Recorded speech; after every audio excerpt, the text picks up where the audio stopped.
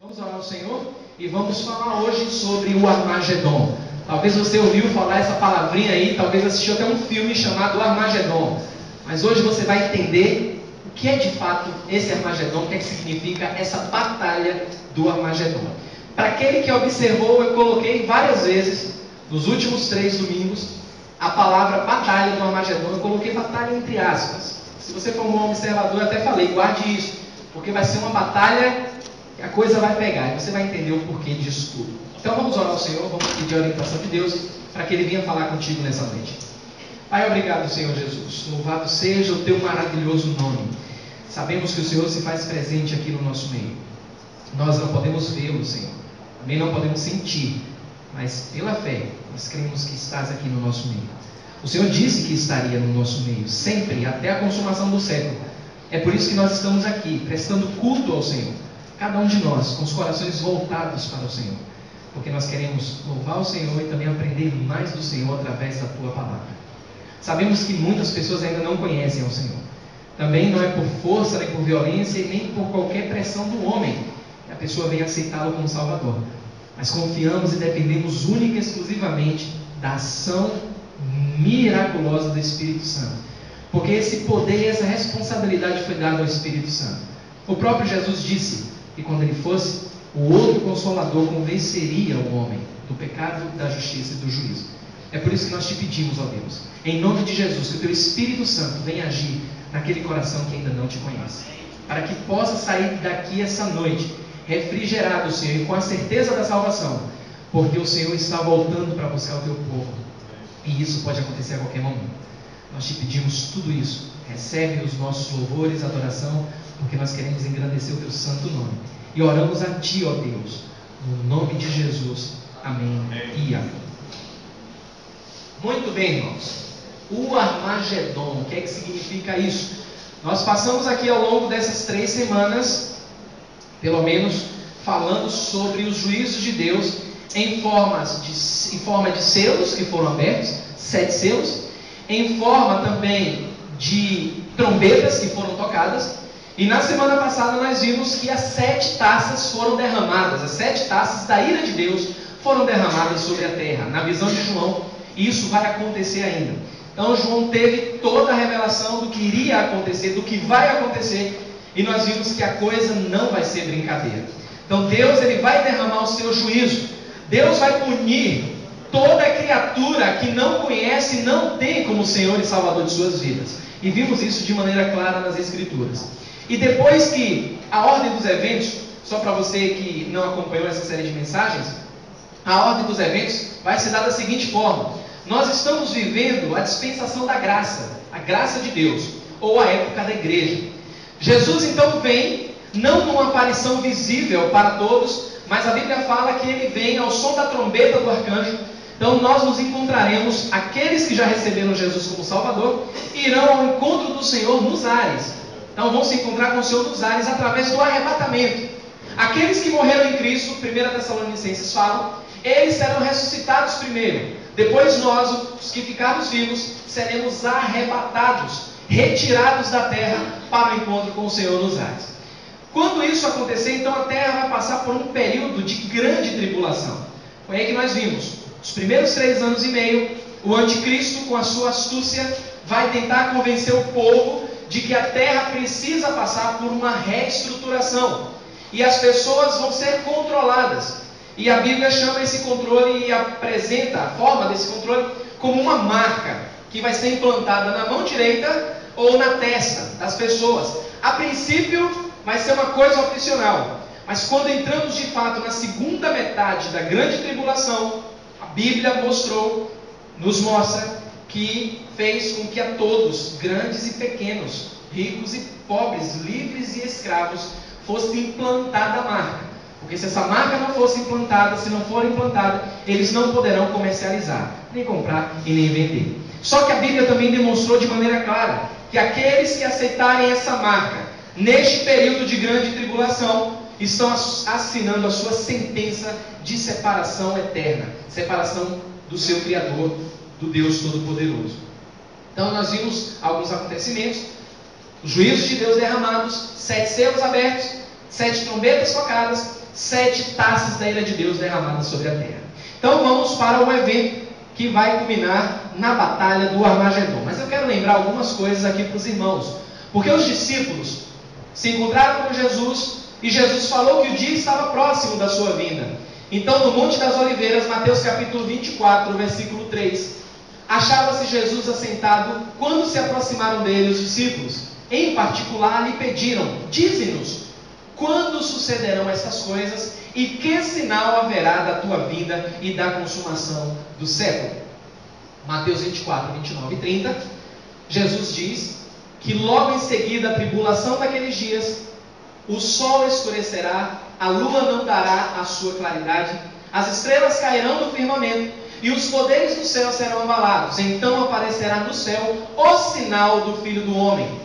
Todos os povos da terra se lamentarão e verão o Filho do Homem vindo sobre as nuvens do céu com poder e muita glória. Irmãos, isso aqui é importante. Por quê?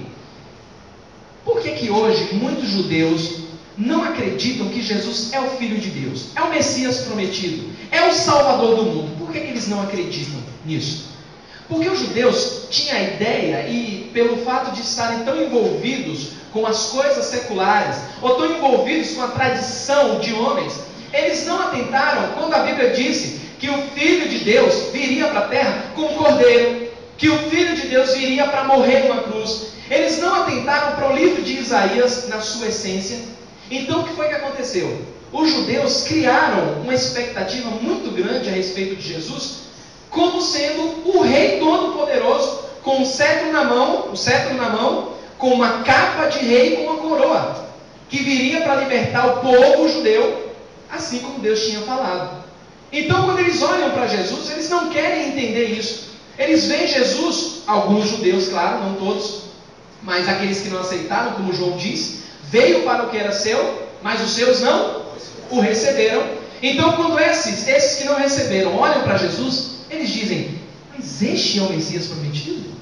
Este é aquele que tantos profetas falaram? Não pode, o nosso rei é glorioso. Só que eles não atentaram, o rei estava entre eles. Eles não atentaram para os detalhes de Isaías, que o próprio profeta disse que pouco caso fariam dele. Homens sem beleza, sem formosura alguma. A Bíblia fala em Isaías que as pessoas olhariam para ele e diriam: está um homem comum entre nós. Os judeus não aceitaram essa ideia, como não aceitam muitos até hoje essa ideia de que Jesus é o Messias prometido. Mas Deus disse que ele viria como cordeiro, que era um homem de dores, homem que ia sofrer na cruz. O próprio Pai iria entregar. Mas Jesus disse que depois que se cumprir toda essa série de eventos, todos os povos da terra iriam lamentar e iriam ver o Filho do Homem sobre as nuvens do céu com poder e muita glória, que é o que nós estamos aguardando. Nós estamos esperando e é o que vai acontecer. Então, isso aí era a expectativa que os judeus criaram a respeito de Jesus. Eles esperaram dessa forma. Alguns ficaram frustrados porque Jesus não apareceu da forma como eles queriam. Mas tem uma figura aí que ilustra basicamente como Jesus vai vir e como as pessoas irão observar Jesus como rei montado no cavalo branco.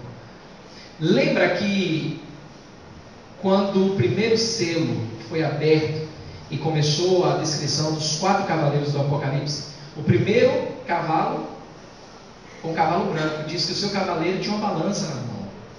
E disse mais que o seu cavaleiro saiu vencendo e para vencer. Mas ali não estava falando de Jesus. E você aprendeu por que não estava falando de Jesus. Guarde isso, porque lá na frente a Bíblia vai dar uma descrição muito clara em Apocalipse, nos capítulos seguintes, a respeito desse cavaleiro montado no cavalo branco.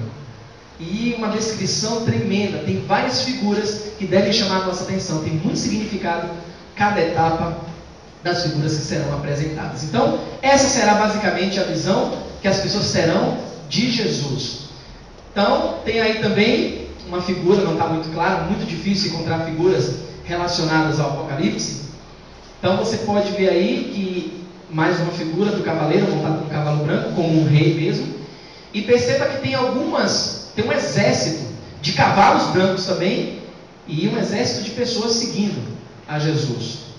pessoas, anjos, vocês vão descobrir lá na frente. Mas Apocalipse 19, versículos 1 e 2, a palavra de Deus diz assim: depois dessas coisas, ouvi no céu como grande voz de numerosa multidão, dizendo: Aleluia! A salvação e a glória e o poder são do nosso Deus, porquanto verdadeiros e justos são os seus juízos. Mais uma vez, a multidão seguindo a Jesus e dizendo: o Senhor é justo, todos os seus juízos são retos. Nós não entendemos o porquê, mas cremos que são retos, porque o Senhor é o justo juiz. Então, mais um cavaleiro entra em cena, irmãos. A Bíblia diz que João viu o céu aberto, e eis um cavalo branco. Agora, olha a riqueza de detalhes que João descreve. O seu cavaleiro se chama o quê? Fiel e verdadeiro, e julga e peleja com justiça, coisa que não foi descrita quando aquele cavaleiro montado no cavalo branco foi descrito em Apocalipse capítulo 6. Aqui é um outro cavaleiro. João tem a visão do cavaleiro fiel, do cavaleiro verdadeiro, do cavaleiro que julga e peleja com justiça. Não apenas sai vencendo para vencer, mas temos aí mais um cavaleiro. É o próprio Senhor Jesus montado no cavalo. É interessante que quando a Bíblia diz fiel e verdadeiro, é aqui que começam algumas figuras que nós precisamos entender e explorar ao máximo o versículo que fala a respeito de Cristo. Quando a Bíblia diz fiel e verdadeiro, significa que ele luta e julga com justiça. Apocalipse 16, 7, quando eu falei aqui, mostrei que os anjos contemplaram os juízos de Deus e diziam: o Senhor é fiel, o Senhor é justo nos seus juízos. Enquanto os anjos faziam isso, clamando em alta voz, os homens faziam o quê? Lembra do que os homens faziam? Blasfemavam. Mas é interessante que Jesus nunca falhou e jamais falhará. É por isso, ele há de cumprir cada uma de suas promessas, irmãos. Ele é fiel para os que esperam nele. A palavra também diz que ele julga e peleja com justiça. Não só julga, mas ele executa a sentença. Esse é o cavaleiro descrito em Apocalipse capítulo 19, versículo 11. Não mais aquele cavaleiro descrito em Apocalipse 6. João continua. Olha a descrição que ele faz de Jesus. Os seus olhos são chama de fogo. Na sua cabeça há muitos diademas. Tem um nome escrito que ninguém conhece senão ele mesmo. Vamos espremer a palavra do Senhor. Quando a Bíblia diz os seus olhos são chamas de fogo, isso tem um significado muito profundo, muito importante. Isso significa que onde o Senhor olha não pode haver trevas. Para onde Ele olhar, tudo tem de ser manifesto. Nada fica encoberto aos olhos do Senhor. O que é interessante é que muitas pessoas hoje acham que podem fazer tudo escondido, que podem, na sua clausura, enganar a Deus. Não podem. Não tem como, porque os olhos do Senhor são como chamas de fogo. E onde a chama de fogo dos olhos do Senhor, elas brilharem, tudo fica claro aos seus olhos. As pessoas podem enganar os homens, mas enganar a Deus não tem como, porque o Senhor, como João descreve, tem olhos, chama de fogo. E a gente precisa estar atento a isso. Nós precisamos estar atento a isso. Está fazendo alguma coisa que acha que o Senhor não está sabendo? Ele está sabendo. O próprio salmista disse: para onde eu vou do Senhor? Para onde me irei? Se eu vou mais profundo do abismo, o Senhor está lá. Se eu subo até a última estrela, também o Senhor está. Para onde me irei? Para onde me ausentarei da tua presença? João vê os olhos do Senhor como chama de fogo. Versículo tem mais coisas para aprendermos nesse cavaleiro montado nesse cavalo branco. A Bíblia diz que na cabeça dele há muitos diademas. Sabe o que é um diadema? Já ouviram falar dessa palavrinha? É uma espécie de coroa. Não chega a ser uma coroa, mas a figura aqui representa os combatentes, os heróis de guerra judaicos antigamente. Eles recebiam uma coroa de louro. É tipo aquilo. Só que nesse texto é muito mais profundo, porque é algo muito mais precioso do que apenas folhas colocadas na cabeça. Isso aí significa, a cabeça do Senhor, muitos diademas, significa a glória e a vitória do Senhor. Porque naqueles tempos, quando um atleta vencia uma competição, ele recebia um diadema, essa folha de ouro, sendo colocada na cabeça e outras premiações. Mas Jesus, a Bíblia fala que ele tem um só? Ele tem muitos, pois foi coroado com honra, verdade, poder e majestade, ou seja, muitas glórias. É por isso que tudo que nós fazemos, a glória tem que ser do Senhor. Amém. Nós não possuímos glória nenhuma. Amém. Não temos o direito de tomar a glória do Senhor em nada que viemos a fazer. E tantas pessoas ainda batem no peito porque conquistam alguma coisa e dizem: olha, eu me orgulho disso, porque isso foi muito esforço. Eu pelejei, eu lutei, consegui isso. Você não conseguiu nada. O Senhor conseguiu para você. Porque é o Senhor que nos dá tudo. É por isso que toda a glória tem que ser dada ao Senhor. E Ele não é coroado com uma glória, não, com muitas glórias. Por isso que nós exaltamos a esse Deus. Não é à toa que o próprio João disse: importa que Ele cresça e eu diminua. Mas quem falou isso não foi esse João que escreveu aí não, viu? Você não misturar. Foi João Batista. Ele que disse. João relatou o que João Batista escreveu, o que João Batista disse. Importa que Ele cresça, Jesus cresça e eu diminua. Porque o Senhor tem muitos diademas. Olha só que versículo tremendo, irmãos. Quanta coisa tem nesse versículo. Só para reforçar, primeira Crônicas, primeiro livro das Crônicas, 29:11, a Bíblia diz assim, ó: teu Senhor é o poder, a grandeza, a honra, a vitória e a majestade, porque teu é tudo quanto há nos céus e na terra. Teu Senhor é o reino, e tu te exaltaste por chefe sobre todos nós, enfatizando que só o Senhor é merecedor de toda a honra e de toda a glória. Mas vamos voltar para Apocalipse 19:12. João diz também que ele tem um nome escrito. Aí é interessante, amados. Tem um nome escrito que ninguém conhece, senão ele mesmo. E aí que é interessante. Por quê? Porque quando a Bíblia fala nome escrito que ninguém conhece, conhecer o nome significa conhecer a pessoa. Achei interessante que hoje aqui pela manhã o pastor Leônidas falou que o nome dele significava leão, né? Leão bravo, uma coisa assim, não foi? Leão forte. Leão forte. Então tem um significado. Nos tempos bíblicos, os nomes eram dados às crianças quando elas nasciam de acordo com a sua personalidade. Por exemplo, uma história aqui que todos conhecem, a história de Jacó e Esaú. O que significa Jacó e o que significa Esaú? Jacó, a Bíblia, literalmente falando, significa acalcanhador. Por quê? Aí tem os teólogos que dizem assim, não, porque ele foi trapaceiro. Não, é porque ele nasceu segurando o calcanhar do irmão gêmeo Esaú. Então a Bíblia chama ele de acalcanhador, Jacó. E Esaú? Peludo, cabeludo. Ele nasceu com muito pelo no corpo. E quando a mãe olhou, não, vai se chamar Esaú, porque é ruivo, tem muitos pelos no corpo. Então a pessoa era dada a conhecer pelo seu nome. Quando falava o nome, olha, tem uma característica forte. Não é à toa que o nome Jesus significa Salvador. Salvador. Jesus, Josué, majestoso também, majestoso, porque ele é o Salvador, não há outro semelhante a ele. Então a pessoa era dada a conhecer pelo seu nome. Quando Deus revela o seu próprio nome, ele está se dando a conhecer, mas aqui diz, nessa passagem, que só ele conhece.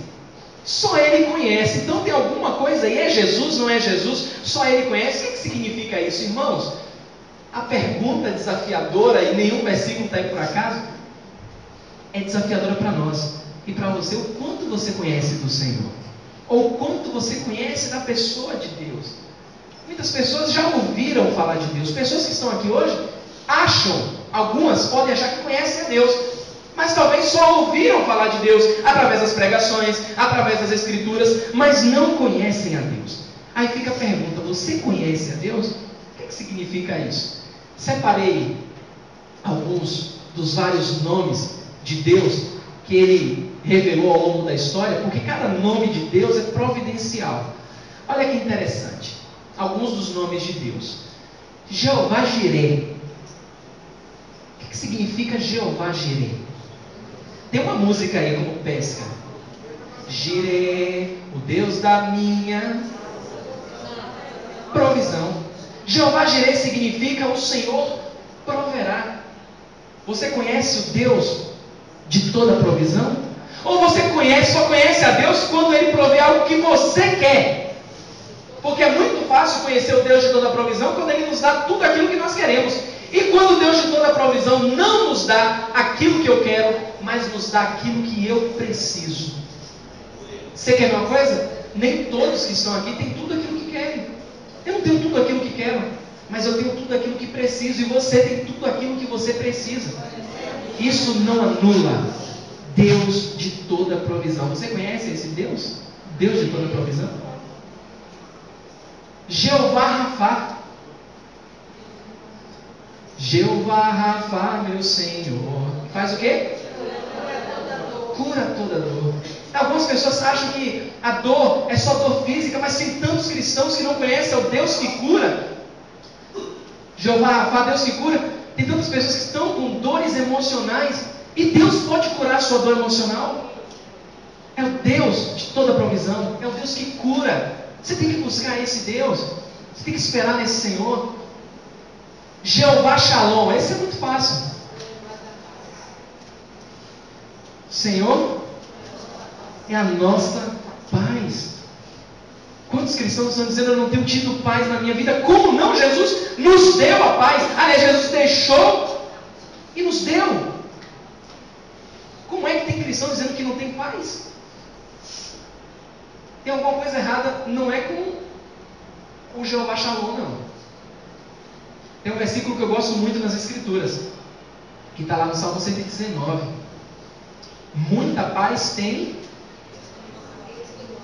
os que amam a tua lei. Muita paz. Não é pouca não. Muita paz tem aqueles que amam a lei do Senhor. Mas as pessoas querem paz sem amar a lei do Senhor. Aí não tem como conhecer a esse Deus. Outro nome aí, talvez um pouco desconhecido para alguns. Jeová Raá. Quem se aventura? Quem conhece a Deus mesmo? O Senhor é o meu pastor. Jeová Raá, o Senhor do Salmo 23, versículo 1. E tem também, abrindo um parêntese aqui, algumas pessoas pegam esse versículo e dizem: o Senhor é o meu pastor e nada me faltará. Esse I não aparece não, essa conjunção. É o Senhor é o meu pastor, nada me faltará. A interpretação literal daquele texto é: o Senhor é o meu pastor, Ele não me faltará. Esse é o Jeová Raá. E também tem o Jeová Chamar. Significa: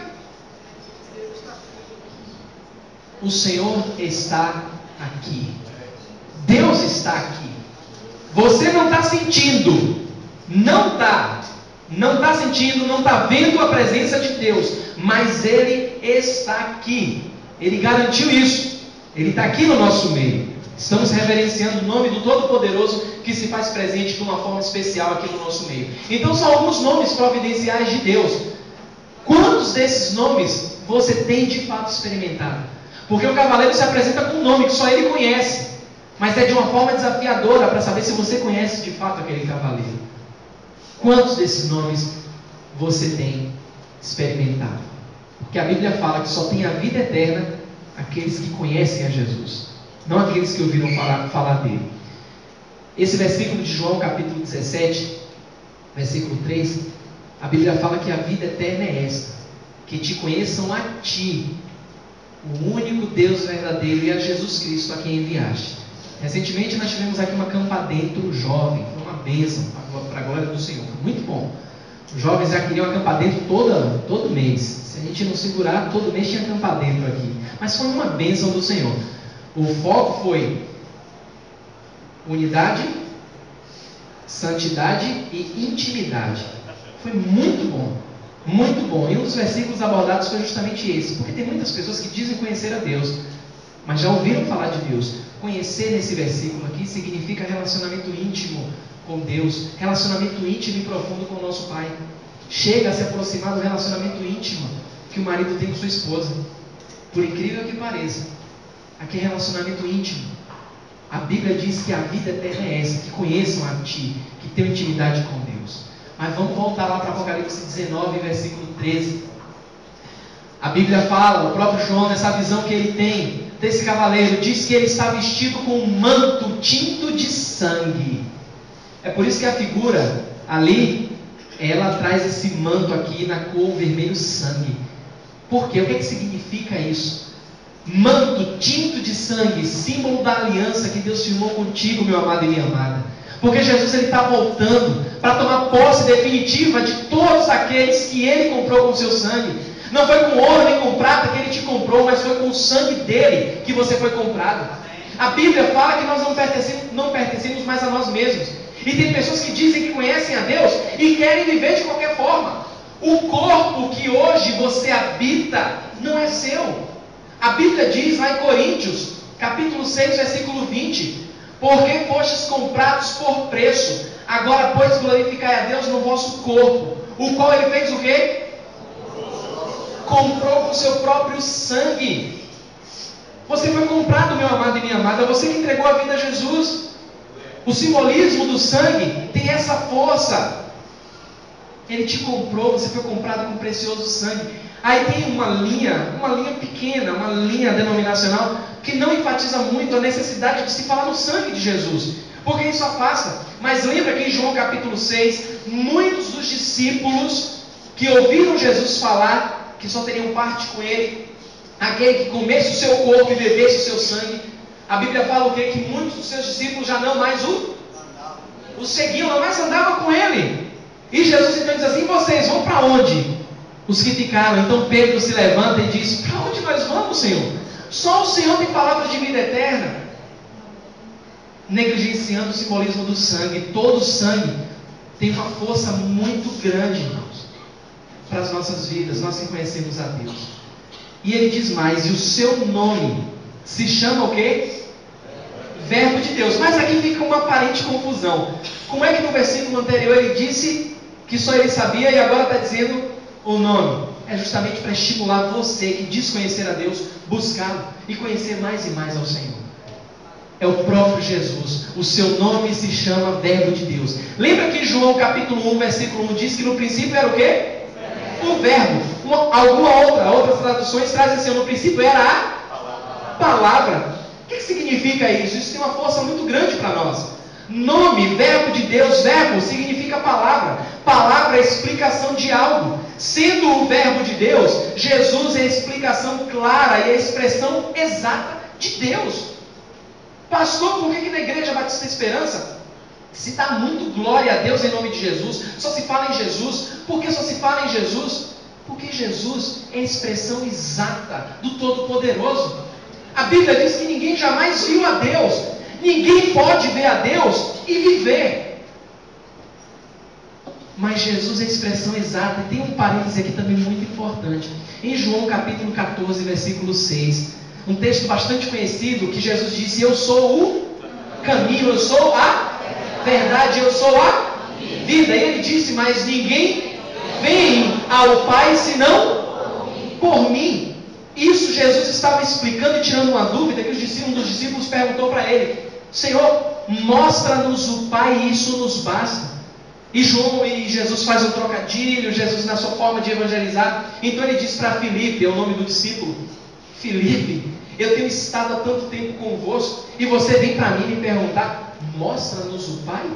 Filipe, quem vê a mim vê ao Pai. É por isso que nós exaltamos a Deus. Não entendemos como é que funciona essa divindade, porque Deus é divino, nós somos humanos.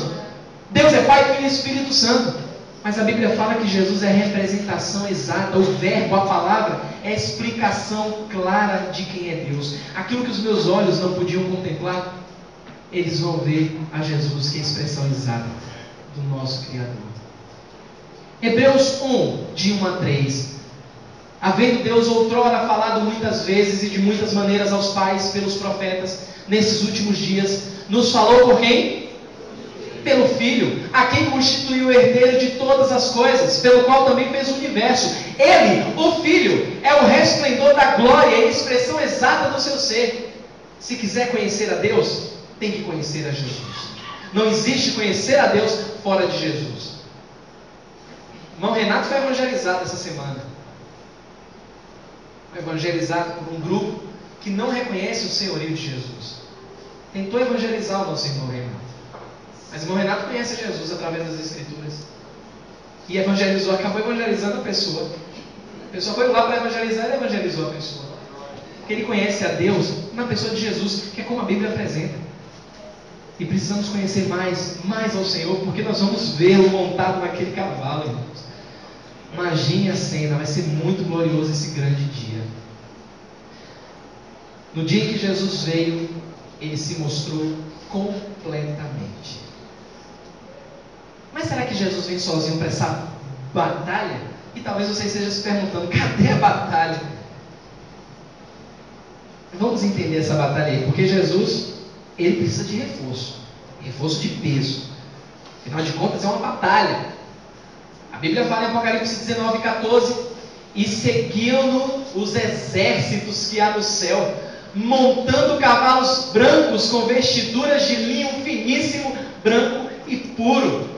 Irmãos, o Senhor vem comandando um exército de cavaleiros atrás dele. Imagine que cena gloriosa. Você sabe montar cavalo?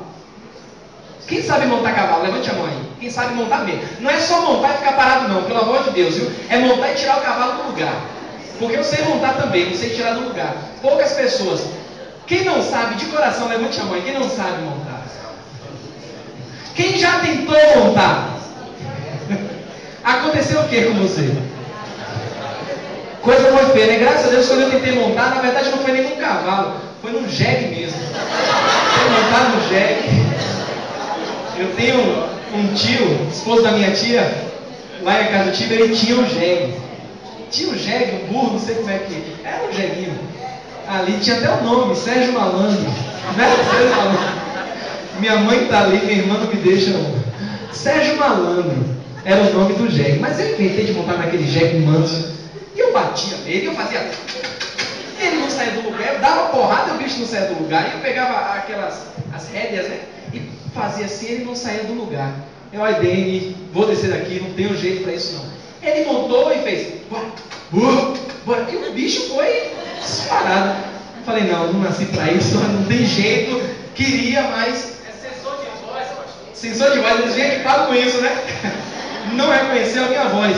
Mas é incrível, o bichinho não saía, mansinho, rapaz, não saía do lugar. Mas, irmãos, por que eu perguntei isso? Porque Jesus, ele vem conduzindo um exército de cavaleiros montados nesses cavalos aí. Porque a Bíblia fala que um exército que há no céu, olha, um exército celestial, não é qualquer exército não.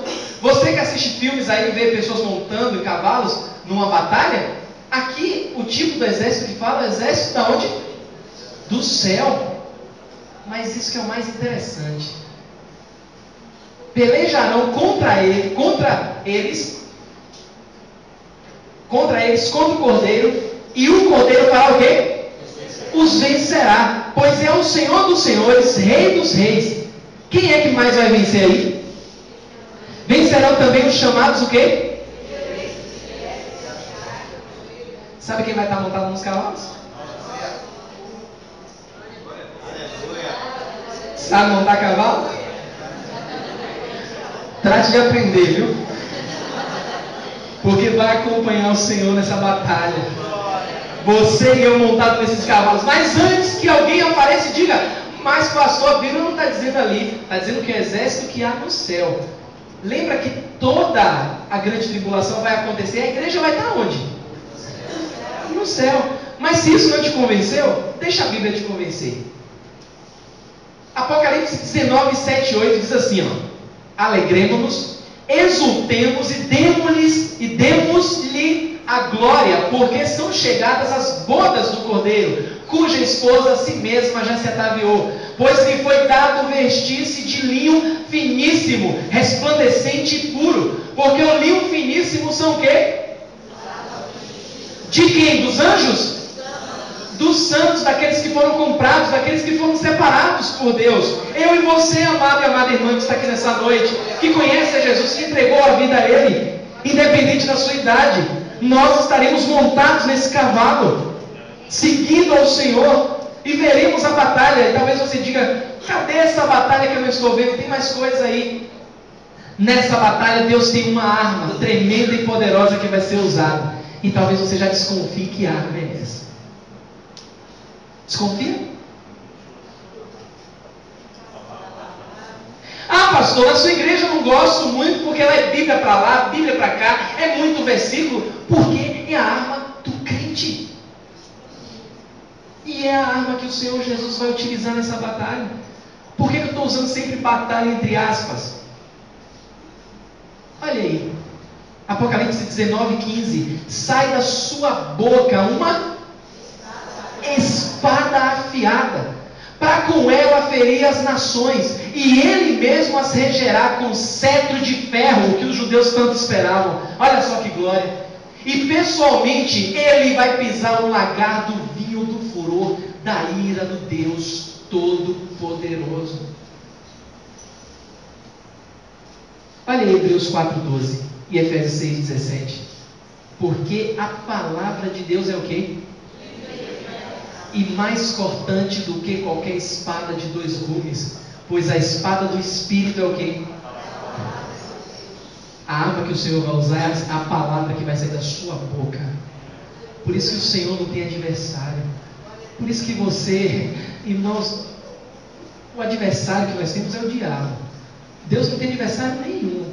Eles acham, as hostes malignas acham que pode combater com Deus. Mas olha o que a Bíblia fala a esse respeito. Dessa vez o Senhor vai vir como um rei, não mais como um cordeiro manso, mas como um leão. Apocalipse 19:16. Ainda tem mais especificações aí, antes da batalha. Calma, porque essa batalha é muito demorada, então eu tenho que explicar alguns trechos da palavra. Então, João diz que ele tem no seu manto e na sua coxa. Isso é interessante aqui, amados, porque o manto representa dignidade e nobreza. E a coxa é a parte mais forte do corpo. Então, esses termos que aparecem não estão aí por acaso. É para chamar a nossa atenção para algo que descreve o nosso Senhor. Como ele vai vencer, por que ele vai vencer e todas as características que ele tem. Então, o manto aí representa dignidade e nobreza. A coxa é a parte mais forte do corpo. Ou seja, o Senhor nos mostra que o seu senhorio e a sua realeza estão baseados em sua dignidade e em seu poder. Não é qualquer Deus não que nós seguimos. É o Deus Todo-Poderoso na pessoa do Senhor Jesus Cristo. Aí fica uma pergunta: será que alguém ou alguma força do mal tem chances de vencer o Rei dos Reis, o Senhor dos Senhores? Será? Claro que não.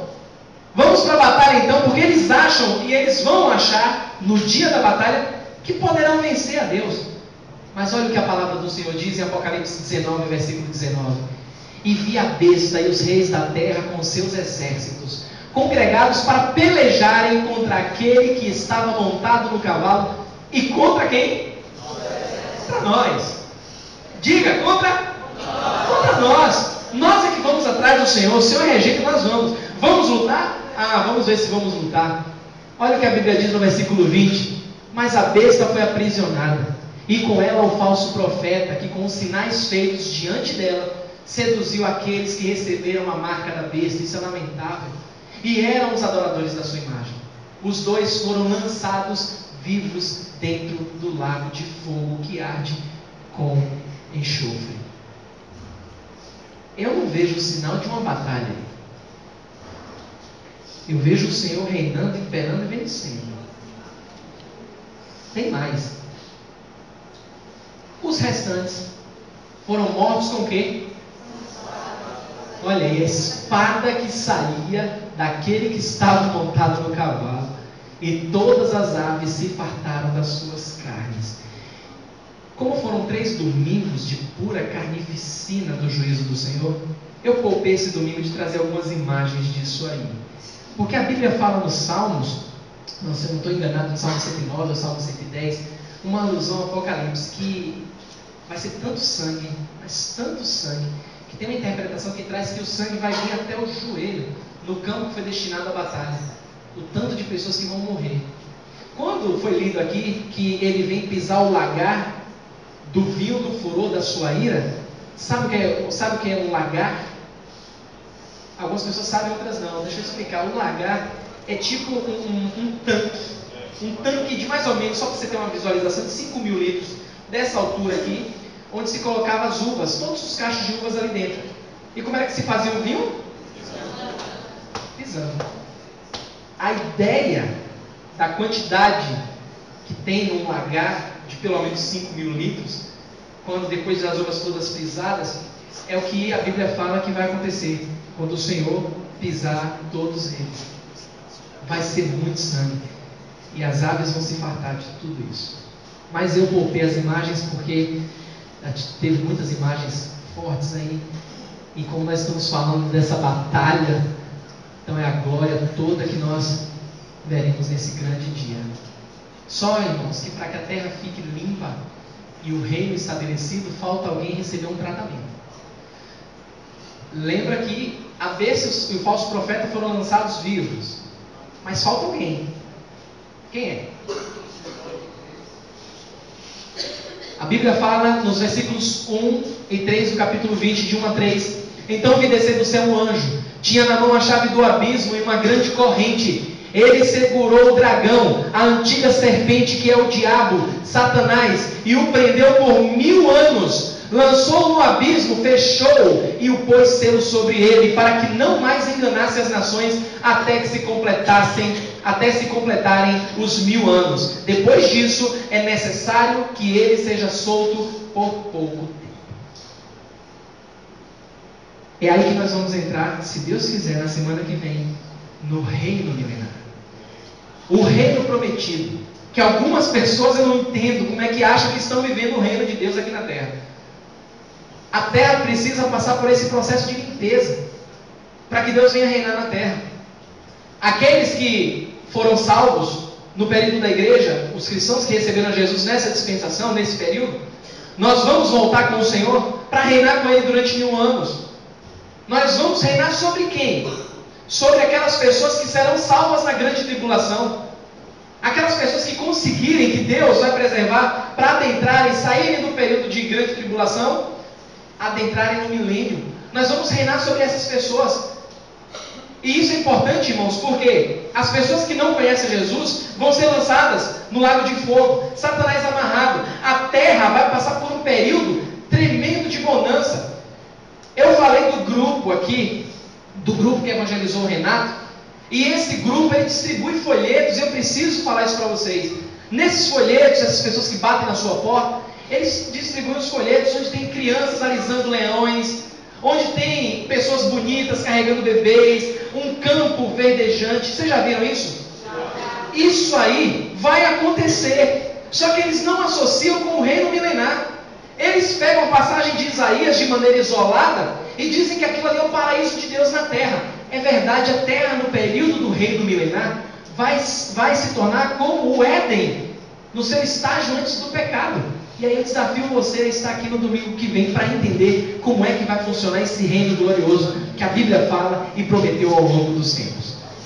É uma pena que nem todos vão reinar com Cristo, porque nem todos ainda entregaram a vida a Jesus. E por incrível que pareça, ainda muitas pessoas acham que com empurrãozinho, que Deus é bom, vai levar todo mundo. Não vai levar todo mundo, não. Se você não entregou sua vida a Jesus, faça logo. Mas faça logo para você poder gozar de toda essa glória que o Senhor tem prometido àqueles que o creem. Eu continuo orando por sua vida. Continuo orando para que Deus te dê sabedoria, para que você entregue de fato a sua vida ao Senhor. E eu quero fazer isso agora, nessa noite. Mais uma vez. Pai, obrigado, Senhor Jesus, porque o Senhor é um Deus fiel. É um Deus que tem aberto os nossos olhos para a glória futura que nós iremos participar, Senhor. Meu Deus, nós sabemos que não foi por mérito nosso, Senhor, mas porque o Senhor derramou a Tua graça nas nossas vidas.